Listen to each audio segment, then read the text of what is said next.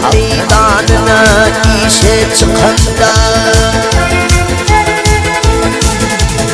halka meydanına işe çıkanda bana takıp öve kalsın sözlerim.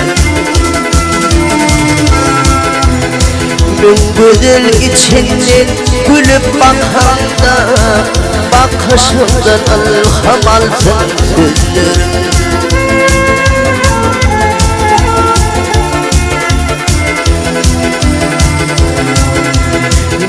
Güzel içinden gülüp bakanda bakışımdan ilham alsın sözlerim.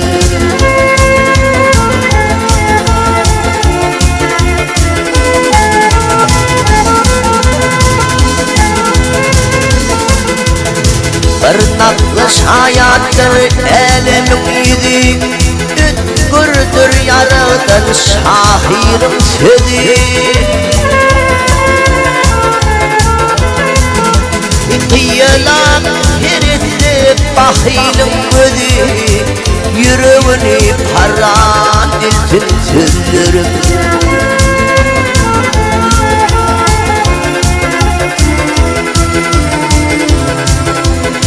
Kıyılan herisi bahilim gözü, yüreğini paran dilsin sözlerim.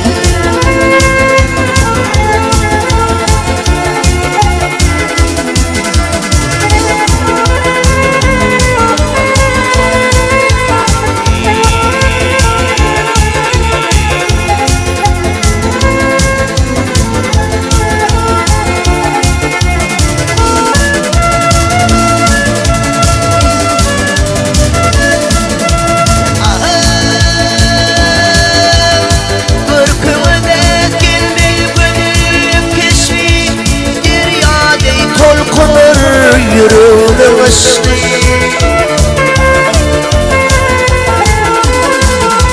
karşımda oturup okusam boşlu, yüreğime kuvvet alsın sözlerim.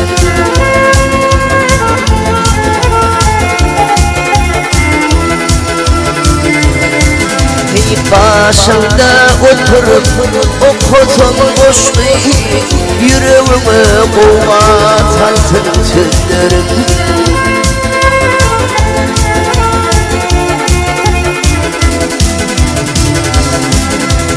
Sen bilen birleşti ömrüm yani, sen bilen birleşti ömrüm yani, senden ayrı gitmek kömür yani. Asmanım sultanı nurlu günyali, yüreğime sultan olsun sözlerim.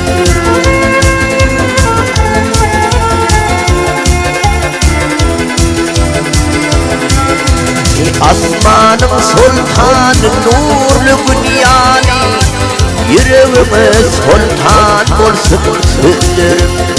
Kalbime kuvalar salsın sözlerim.